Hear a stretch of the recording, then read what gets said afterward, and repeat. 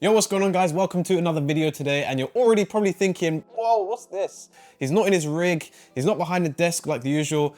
I've got some new camera equipment, some new audio equipment. I've finally invested into my equipment rather than just dumping money into my good old expensive hobby that is sim racing. So hopefully with all this new equipment, we can kind of do like cool, more vloggy style and stuff like this, where I can actually take you around people's setups or stuff that I do kind of day to day rather than just, you know, me in the rig or me just behind the desk. So the topic of today's video is I'm upgrading my friend's sim rig. Now, just like many of you, he's just started with a Logitech wheel, climbed to his desk and just done a few F1 races or some Assetto Corsa races. You know, just your typical weekend style racer. But now he's finally realized that he wants to make an investment into the hobby itself after him playing for a good few months. So he's realized that it's gonna definitely be worth his time and money, of course, because this, unfortunately, it's not really a cheap hobby. So we're taking him from like a starter kind of base with a Logitech wheel clamped to his desk to not an end game, but almost an end game with a full 80/20 rig, a direct drive wheelbase, load cell pedals, and an ultra wide monitor. So for today's setup, we've picked up a load of Moser gear.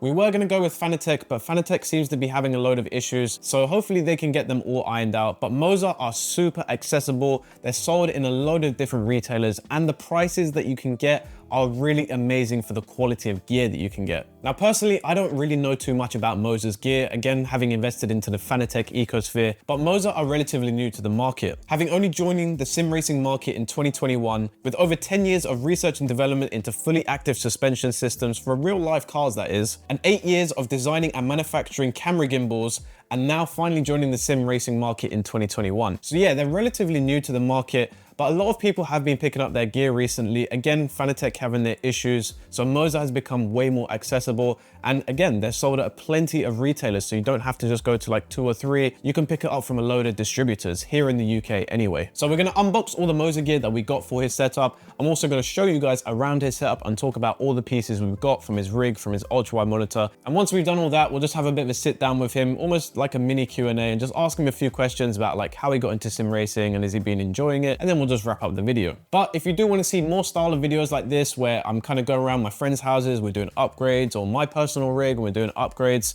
which is coming soon, by the way, a rig tour, fully updated rig tour, because the last one we done, I think, was in 2021. So a fully updated rig tour is coming soon. So make sure you subscribe so you don't miss that. And also follow me on Twitch, where I do loads of racing and plenty of other games also. And you can chat to me in real time, which is pretty cool. So yeah, time to get started. Let's see what we got for his setup. Now what you're seeing here is the unboxing of the wheelbase that we've gone with.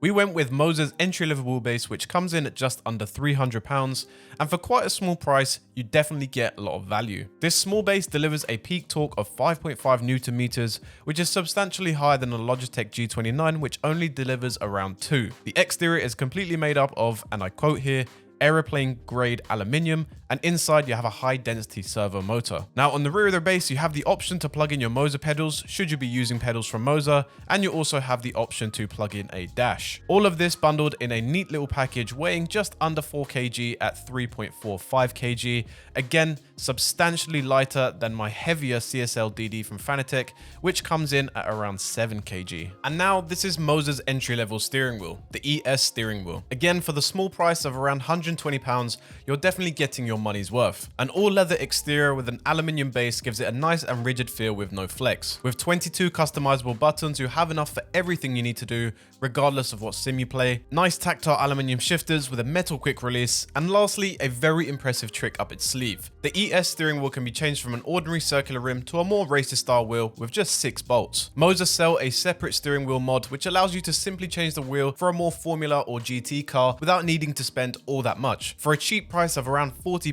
it's certainly cheaper than anything its competitors sell.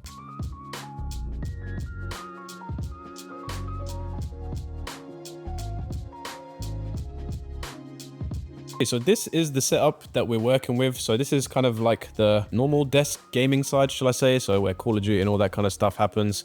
I feel like this is kind of a popular layout for people who race, but also, you know, do other stuff on their PCs, like play COD, you do video editing or something. I feel like this is the best layout. So they'll have like a rig separate to the side, and I have like their main kind of desk setup here. So yeah, we just got two 1080p monitors here with the PC behind it.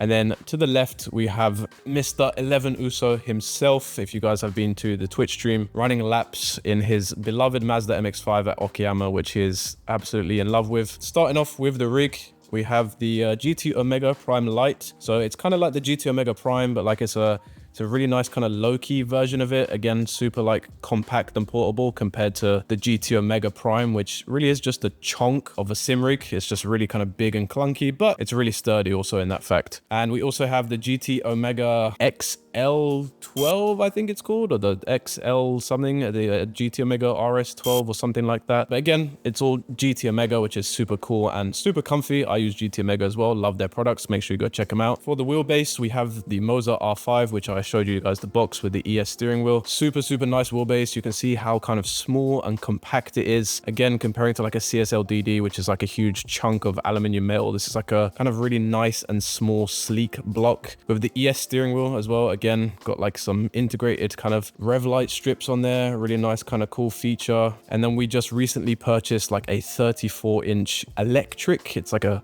really kind of cheap brand, but the monitors are really good. Yeah, super affordable. I think this is a 34-inch 1440p, and I think we picked up for like £200 with postage. So, and then for pedals, if we can get a nice look, we have the good old trusty, sorry it's a bit dark, but we have the trusty TLCM pedals. So yeah, it's just a really nice kind of super compact, nice rig. Oh yeah, also not to mention, we have the little mood shifter, which I've done a video on. If you guys haven't seen it, make sure you go check it out. There'll be a button in the top corner. It's a really good shifter for like the price. It's like £60 in the UK. So convert that to whatever you'd like, to dollars or euros. It's a really cool shifter for the price. Has sequential and H pattern. But yeah, that's kind of his setup all explained. But I will be releasing a video of my setup soon. So make sure you guys subscribe to see that. And yeah, that's his rig kind of fully explained. Hope you guys enjoy that. Yeah, we'll kind of just sit down with him and see if he's enjoying sim racing and his worthy investment. So yeah, there you have it, guys. That is Mr. 11 Uso's yeah, so there you have it, guys. That is Mr. 11, or yeah, as you know him in Twitch chat. That is his setup. Hope you guys enjoyed that video. So yeah, how do you feel about your setup, really? I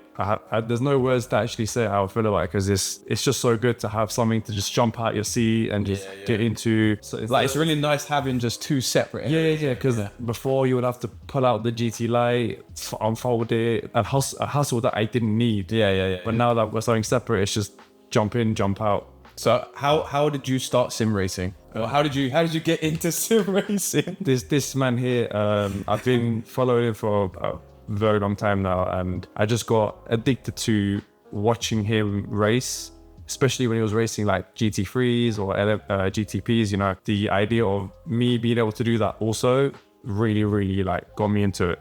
So it's this good.